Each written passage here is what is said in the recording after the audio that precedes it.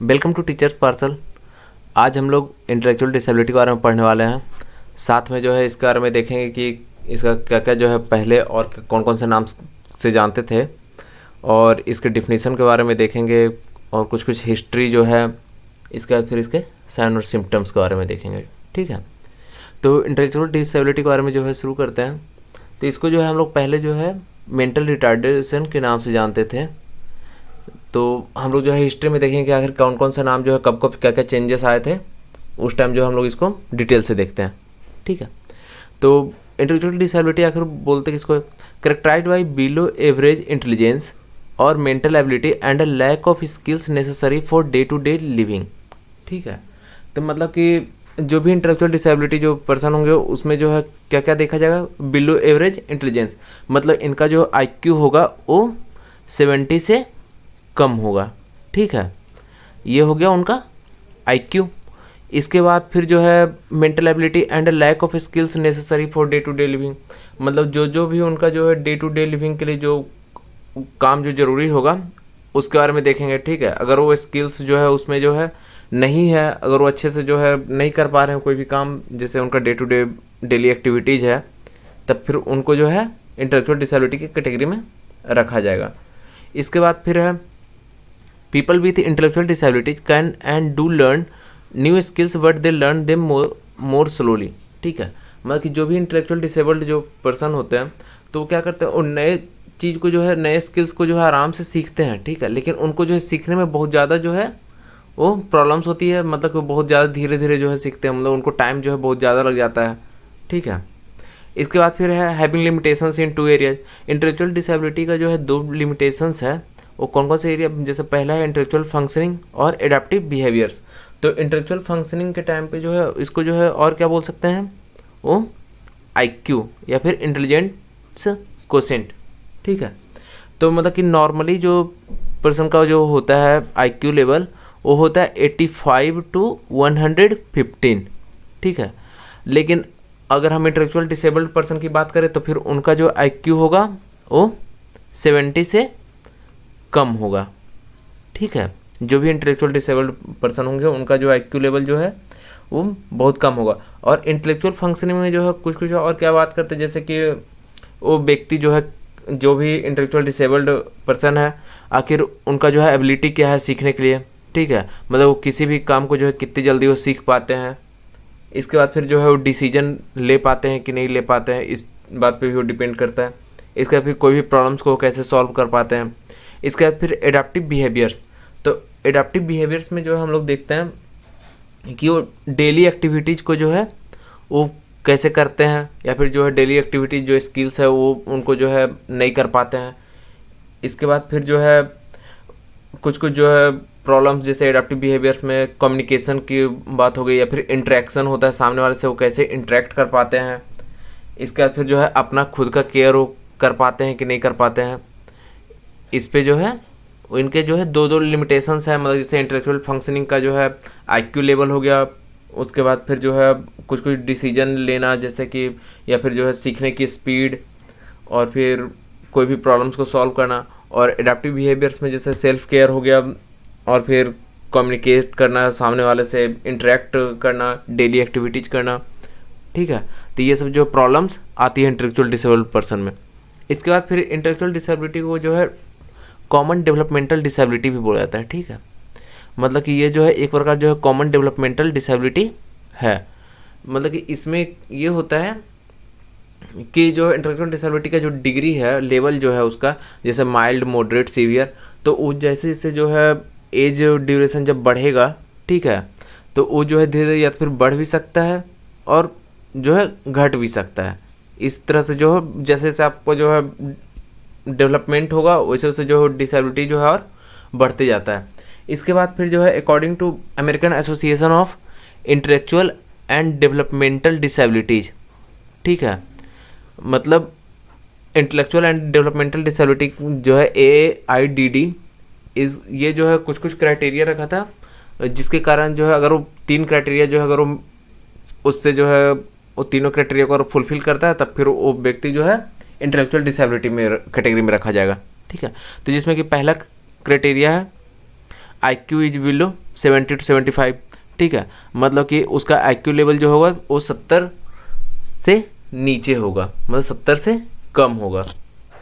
इसके बाद फिर है देयर आर सिग्निफिकेंट लिमिटेशंस इन 2 और मोर एडाप्टिव एरिया, मतलब कि जो है उनका जो एडाप्टिव एरियाज है, ठीक है, तो उसमें 2 या 2 से ज़्यादा जो उन एडाप्टिव एरिया में जो उनको प्रॉब्लम्स आ गई, जिसमें कि एडाप्टिव एरियाज में क्या क्या आएंगे, जैसे कि जो डेली एक्टिविटीज़ हो गया, ठीक है, फिर काम करने का हो गया, या तो फिर जो है कम्युनिटी में जो है खेलना कूदना, या तो फिर जो है सामने वाले से कम्युनिकेट करना, इंटरेक्ट करना, और फिर सेल्फ केयर।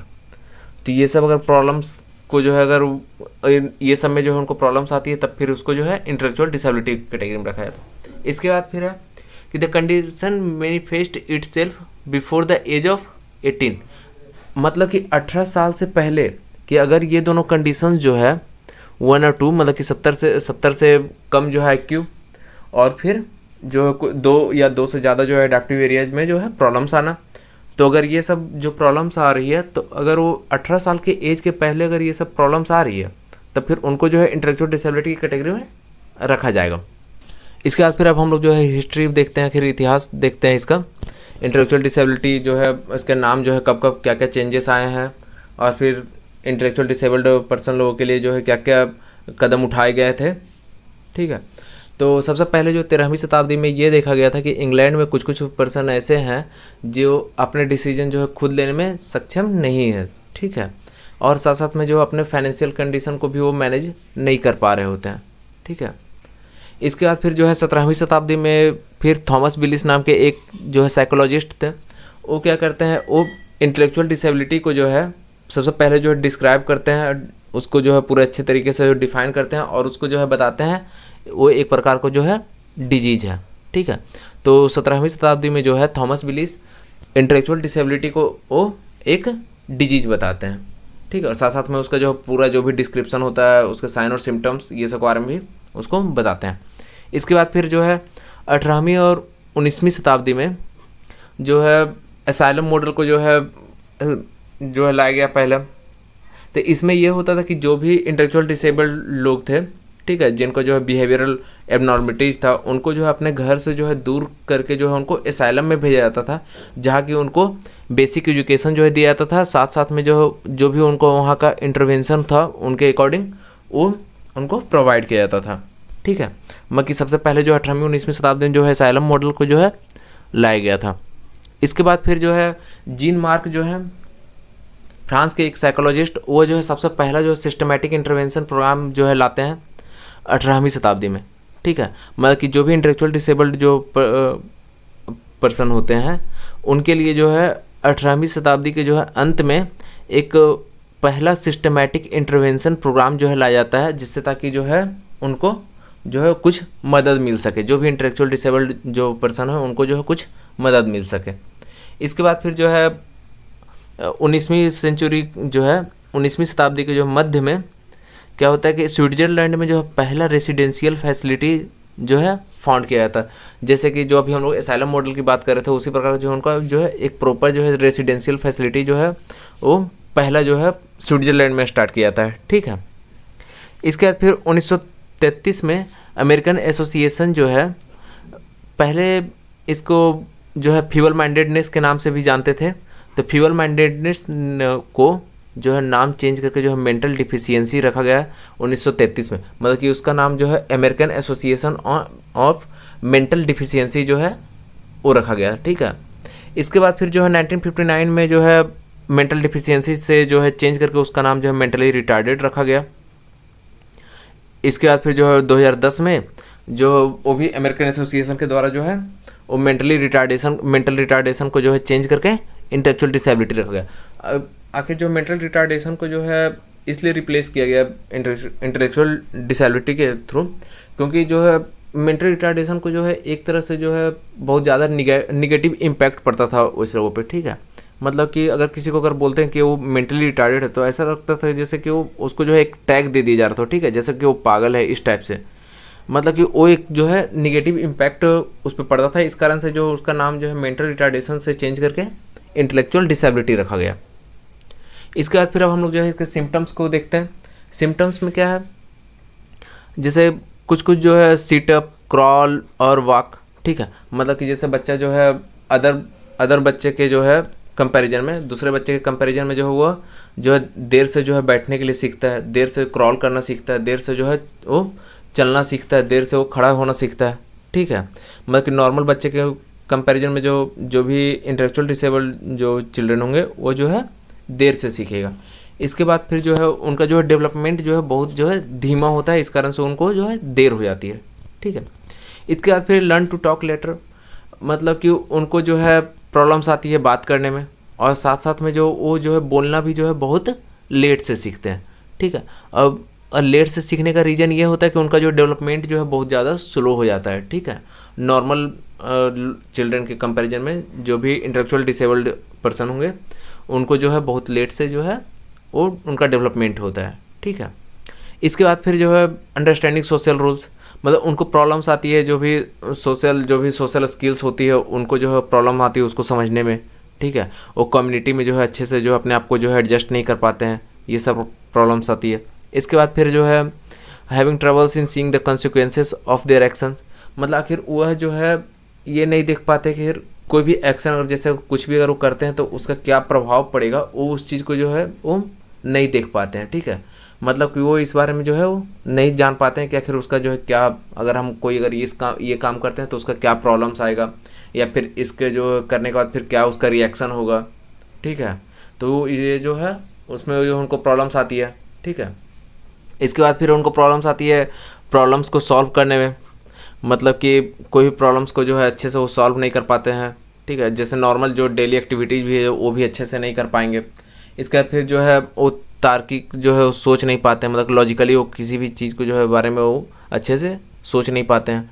इसके बाद फिर जो है उनको याद करने में प्रॉब्लम्स होती है, मतलब कुछ भी अगर याद करने के लिए अगर हुआ तो फिर वो जो है अच्छे से याद नहीं कर पाते, उनको प्रॉब्लम्स आती है याद करने में। इसके बाद फिर जो अभी हम लोग जो बात कर रहे थे सीटअप, क्रॉल और वॉक लेटर, जैसे कि उनका जो है इसमें कुछ कुछ सिम्टम्स ऐसा साइन देखा जाता है कि जिनका उनका जो डेवलपमेंटल डिले होता है, ठीक है। स्टार्टिंग में जो है उनका जो है ग्रोथ जो है डेवलपमेंट जो है बहुत धीरे धीरे होता है, ठीक है। इसके बाद फिर है struggles to learn at the same pace as his peers, वो पीयर्स के कंपैरिजन में जो है उनको ये प्रॉब्लम होती है कि वो उसके स्पीड के अकॉर्डिंग जो अपने आप को जो है वो किसी भी चीज़ को जो है सीख नहीं पाते हैं। मतलब क्लास में भी वो जो है दूसरे उनके पीयर के कंपैरिजन में, नॉर्मल जो चिल्ड्रन होंगे उनके कंपैरिजन में जो है इनको प्रॉब्लम्स आएगी सीखने में, मतलब कि इसके कारण जो उनका एकेडमिक जो है प्रॉब्लम्स आएगी, तो उनका जो है एकेडमिक जो है पूरा जो है धीरे धीरे जो है लो हो जाता है। इसके बाद फिर जो है लैक ऑफ क्यूरियोसिटी, मतलब उनमें जो है किसी भी चीज़ के बारे में जो है जानने की जो है ऐसा कोई भी उत्सुकता नहीं होती है, ठीक है।